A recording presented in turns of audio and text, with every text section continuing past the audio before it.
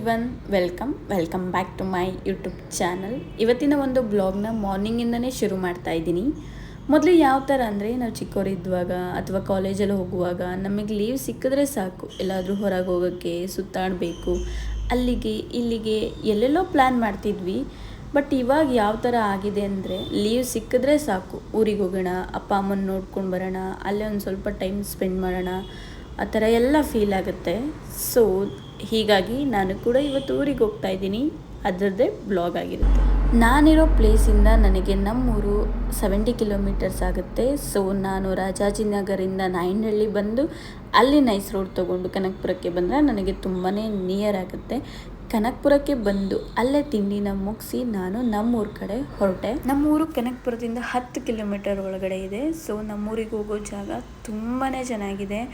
2 ವೇಯಿಂದ ಹೋಗ್ಬೋದು. ನಾನು ಹೋಗೋದು ಈ ರೂಟಿಂದ ಕನಕಪುರ ಟು ಹೊರಳಗಲ್ಲು.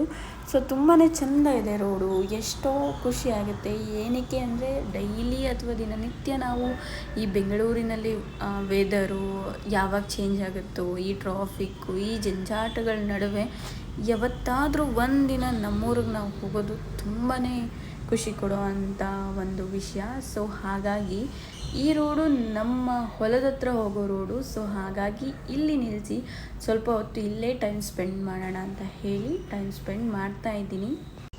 ಜೀವನ ಒಂಥರ ವಿಚಿತ್ರ ಇರೋ ಥರ.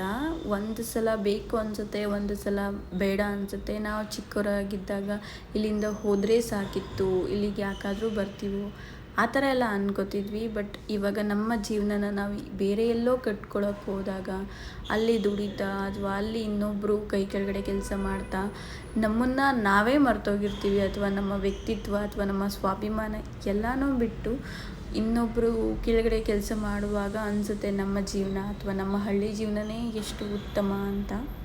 ಸೊ ಹಾಗಾಗಿ ಇರುವಷ್ಟು ದಿನ ಖುಷಿಯನ್ನು ಹಂಚ್ತಾ ಬದುಕಬೇಕು. ಸೊ ಈ ಪ್ರಕೃತಿನ ನೋಡ್ತಾ ಇದ್ದರೆ ಅದೇ ರೀತಿ ಫೀಲ್ ಆಗುತ್ತೆ. ಏಕೆಂದರೆ ಎಷ್ಟೋ ಒಂದು ವಿಷಯನ ಇದ್ರೊಳಗಡೆ ಇಟ್ಕೊಂಡಿರುತ್ತೆ.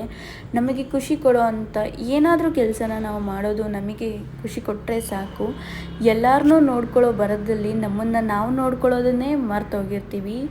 ಪ್ರತಿಯೊಂದು ಸಲ ನಾವು ನಮ್ಮ ಬಗ್ಗೆ ಯೋಚನೆ ಮಾಡೋದಕ್ಕಿಂತ ಮಿಗಿಲಾಗಿ ಬೇರೆಯವ್ರ ಬಗ್ಗೆ ಯೋಚನೆ ಮಾಡೋದೇ ಹೆಚ್ಚು. ಅವ್ರು ಈ ಥರ ಇರಬೇಕಿತ್ತು, ಇವ್ರು ಹಿಂಗಿರಬೇಕಿತ್ತು, ಇವ್ರು ಯಾಕೆ ಹೀಗಿದ್ದಾರೆ, ಈ ಥರ ಸುಮಾರು ವಿಷಯನ ನಾವು ಯೋಚನೆ ಮಾಡ್ತೀವಿ. ಬಟ್ ವಿಪರ್ಯಾಸ ಏನಂದರೆ, ನಮ್ಮ ಬಗ್ಗೆ ನಾವೇ ಯೋಚನೆ ಮಾಡಲ್ಲ. ನಮಗೇನು ಬೇಕು, ನಮಗೆ ಯಾವುದರಿಂದ ಖುಷಿ ಸಿಗ್ತಿದೆ, ನಾವು ಹೇಗಿರಬೇಕು, ನಾವು ಎಲ್ಲಿ ನಮ್ಮನ್ನು ಚೇಂಜ್ ಮಾಡ್ಕೋಬೇಕು, ಎಷ್ಟೋ ವಿಷಯ ನಮಗೆ ಗೊತ್ತೇ ಇರಲ್ಲ. ಅದನ್ನು ನಾವು ಯೋಚನೆ ಕೂಡ ಮಾಡಲ್ಲ. ಸೊ ಹಾಗಾಗಿ ನಮಗೋಸ್ಕರ ದಿನದಲ್ಲಿ ಒಂದು 5 ನಿಮಿಷ ಆದರೂ ನಮಗೋಸ್ಕರ ನಾವು ಟೈಮ್ ಕೊಟ್ಕೊಂಡು ನಮ್ಮ ಬಗ್ಗೆ ಮಾತ್ರ ನಾವು ಯೋಚನೆ ಮಾಡೋದು ಎಷ್ಟೋ ಒಂಥರ ಮನಸ್ಸಿಗೆ ಖುಷಿ ಕೊಡುತ್ತೆ ಅಂತ ನನಗೆಲ್ಲೋ ಅನಿಸುತ್ತೆ. ಸೊ ಹಾಗಾಗಿ ನಾನು ನನಗೋಸ್ಕರ ಟೈಮ್ ಕೊಟ್ಕೋತೀನಿ. ಸೊ ಅದಾದ ನಂತರ ನಾನು ನಮ್ಮೂರಿಗೆ ಹೋಗ್ತಾ ಇದ್ದೀನಿ. ಸೊ ಎಷ್ಟು ಚೆಂದ ಅಲ್ಲ ಈ ರೋಡು. ಎಷ್ಟೊಂದು ಸಲ ಮಿಸ್ ಮಾಡ್ಕೊಂಡಿರ್ತೀವಿ. ಊರಿಗೆ ಹೋಗೋ ರೀಸನ್ನೇ ಅಪ್ಪ ಅಮ್ಮ ನಮಗೋಸ್ಕರ ಕಾಯ್ತಾ ಇರ್ತಾರೆ, ನಮಗಿಷ್ಟ ಆಗೋದು ಏನಾದರೂ ಮಾಡಿರ್ತಾರೆ. ಹಾಗೆ ನಮ್ಮಮ್ಮನ ಕೂಡ ನನಗೋಸ್ಕರ ಅಡುಗೆ ಮಾಡಿ ಕಾಯ್ಕೊಂಡಿದ್ರು. ಅದು ಒಂಥರ ಚೆನ್ನಾಗಿರುತ್ತೆ. ಯಾಕೆಂದರೆ ಈ ಜೀವನದಲ್ಲಿ ನಾವು ಕೆಲಸ ಮುಗಿಸ್ಕೊಂಡು ಹೋದಾಗ ನಮಗೋಸ್ಕರ ಯಾರೂ ನಮ್ಮನ್ನು ಕಾಯಲ್ಲ. ಆದರೆ ಕಾಯೋ ಒಂದೇ ಒಂದು ಜೀವ ಅಂದರೆ ಅದು ಅಪ್ಪ ಅಮ್ಮ ಮಾತ್ರ. ಸೊ ನನ್ನ ತಮ್ಮ ಕೂಡ ಬಂದಿದ್ದ. ಅವ್ನು ನನಗೆ ಊರಿಗೆ ಎತ್ಕೊಂಡು ಹೋಗೋಕ್ಕೆ ಅಥವಾ ಬೆಂಗಳೂರಿಗೆ ಬರೋಕ್ಕೆ ನನಗೆ ಏನೇನು ಬೇಕು ಅದನ್ನೆಲ್ಲ ರೆಡಿ ಮಾಡಿಕೊಡ್ತಾ ಇದ್ದ. ಈ ಥರ ಕೂತು ಮಾತಾಡೋದು ಹಳ್ಳಿಗಳಲ್ಲಿ ಮಾತ್ರ ಸಾಧ್ಯ ಅನಿಸುತ್ತೆ. ಅಪ್ಪ ಅಮ್ಮ ಅಣ್ಣ ತಮ್ಮ ಫ್ಯಾಮಿಲಿ ತುಂಬ ಜನ ಕೂತು ನಮಗೇನು ಬೇಕು, ಅವ್ರಿಗೇನು ಬೇಕು, ನಾನು ಏನೇನು ತೊಗೊಂಡು ಹೋಗ್ತೀನಿ ಇದನ್ನೆಲ್ಲ ಮಾತಾಡಿ ನಮಗೋಸ್ಕರ ಪ್ರೀತಿಯಿಂದ ಅದನ್ನೆಲ್ಲ ತೊಗೊಬಂದು ಇಟ್ಟು ಅದನ್ನು ಕೊಟ್ಟು ಕಳಿಸ್ತಾರೆ. ಅಮ್ಮ ಮಾತ್ರ ಇದನ್ನು ಮಾಡೋಕ್ಕೆ ಸಾಧ್ಯ ಅನಿಸುತ್ತೆ. ಟೈಮ್ ಎಷ್ಟು ಬೇಗ ಆಗುತ್ತೆ ಅಂತಲೇ ಗೊತ್ತಾಗಲ್ಲ. ನಾವು ಊರಿಗೆ ಬಂದು ಎಷ್ಟು ಬೇಗ ಹೊರಡ್ತಾ ಇದ್ದೀನಿ, ಇಷ್ಟು ಬೇಗ ಟೈಮ್ ಆಗೋಯ್ತಾ ಅಂತ ಅನಿಸುತ್ತೆ. ಸೊ ನನಗೇನೇನು ಬೇಕೋ ಎಲ್ಲನೂ ತೊಗೊಂಡು ಅದಾದ ನಂತರ ನಮ್ಮ ರೇಷ್ಮೆಗಳನ್ನು ನೋಡಿಕೊಂಡು, ಇದು ನಮ್ಮ ಜೀವನದ ಆದಾಯ ಕೂಡ ಹೌದು. ನಾನು ಮತ್ತು ಅಣ್ಣ ಇಬ್ಬರು ಹೊರಟ್ವಿ. ಅವನಿಗೆ ಇವತ್ತು ನೈಟ್ ಶಿಫ್ಟ್ ಇತ್ತು. ಸೊ ಹಾಗಾಗಿ ಅವನು ಮತ್ತು ನಾನು ಇಬ್ಬರು ಹೋದೋ.